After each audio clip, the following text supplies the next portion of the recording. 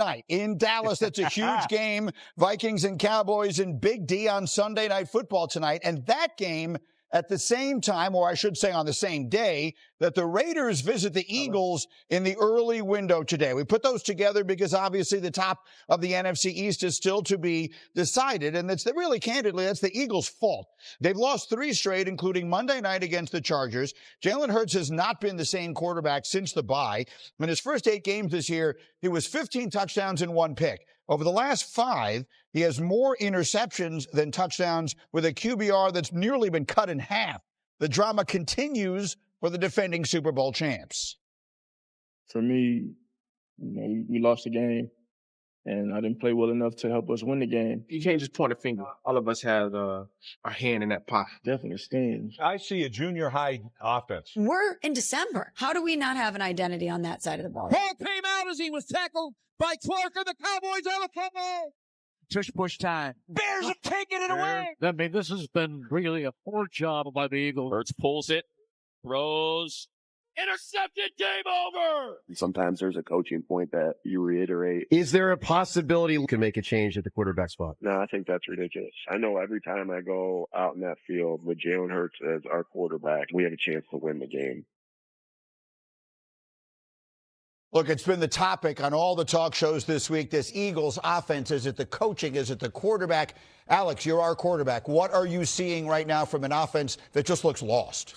Well, it's stale, it's stagnant. But listen, to be talking about, replacing Jalen Hurts is insane, right? Like, this guy just won the Super Bowl. The problem is not him. Did he play well in that game? No, obviously critical error in the overtime. But to me, this all comes down to coaching. The fact that you thought you were just going to run the same plays you did all of last year. You're going to run the same plays every single week, and no one's going to be able to stop it, I think is arrogant, and it's showing up. Again, it's the same stuff every single week we talk about. And some of those turnovers, listen, he throws a ball to A.J. Brown who gets volleyballed over the middle, right? A DB jumps a curl route. Like, I don't know what you're supposed to do as a quarterback. That's not on your plate. And so much of this, to me, comes back to coaching. They haven't been innovative. They haven't progressed. And I think they feel like they can just run the stuff every single week, and they're good enough to win. And it's just not the case this year. It drives me crazy because you're allowed to actually watch film. I know it's crazy, but why can't we take things that other teams have done well and use it ourselves? I know it sounds crazy, but this team is awful. You had that great play that we were watching last night again. I'm like, how the hell does this guy sit on that route? Because you don't do anything else. And to me, it's just, right here. Yeah, this one. All right, and this is so bad. But watch this thing. They're playing the Chargers, who, by the way, are well coached, Jesse Minter. They're calling this thing out before it happens. This guy's, are you kidding? They're playing box. He's supposed to be on top. He's like, you know what? He ain't going to run past me. I'm just going to go ahead and jump it. And he does. And you see it time and time again. Look, Jalen Hurts, 7 turnovers the last 2 games. Yeah. That you had to go 26 games, including playoffs, to get that many turnovers by this offense. And here's the other thing that I know.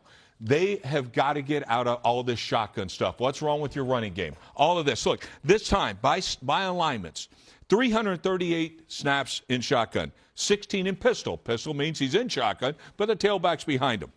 Only 26 times underneath center. Last week, they had gains rushing, 52 yards, 19, 13, 10. All underneath center. Oh, my goodness. Oh, my goodness. How about we get Jalen Hurts under center where he belongs? We run the ball. We run play action. It would flip it overnight. Overnight, this offense would change. Me looking at the Philadelphia Eagles, my concern has been y'all being able to defend that Lombardi trophy. I don't care if it's on the road That's what it's about. Or if it's at home, but you're talking about a stagnant, a stale offense.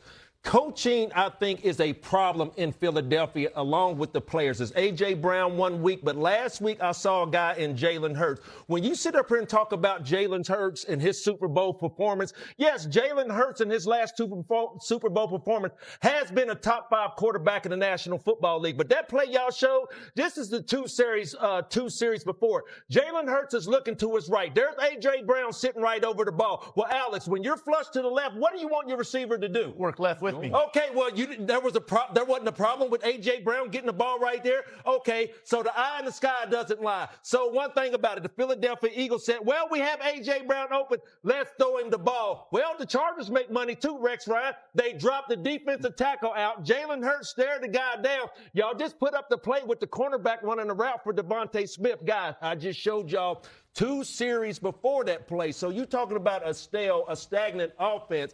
Hey, man, those guys defending that Lombardi trophy, I don't know about the Philadelphia Eagles, where they're going this season, but it starts with coaching and ends with Jalen. No adjustments. It's the same all year. We've had this conversation week 4, week 6, week 7, and here we are in week 15.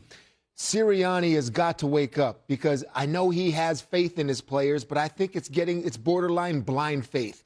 When you think you can just flip a switch, okay? Because, yes, they'll probably win the division. But you think, well, let's win the division and get to the playoffs and go for there. Then we'll flip the switch. Sometimes that switch doesn't come on. Right. And then it's a one and done. And right now, that's what it looks like the Eagles are going to be. But here's what I saw. Jalen Hurts was special. When I saw him play last year, he was special. Not only just in the Super Bowl, all right, with both the times he's been special. A thing that made him special was how he would run. Yeah. All right, scrambling. He averaged like almost 36 yards a game scrambling last year. This year, 3 yards. What are we doing? What are we telling him? Hey, you're just a pocket guy? Or what? Why would you ever want to limit a talent like Jalen Hurts? He's got tailback skills at the quarterback position. How about we see that? Like, that's what I mean. That's why I think it is on the coaching. You got to sit back, and if it's on the kid, you got to tell him, like, look, son, all right, you're special. You're special. You don't have to be like this pocket guy. You can do it all. Not just a pocket quarterback, but you can be special with your legs. And to me, it's like a big weapon are your legs. Let's not forget that. Will we sit up here and agree, all of us agree, that Jalen Hurts' game has changed from the Super Bowl?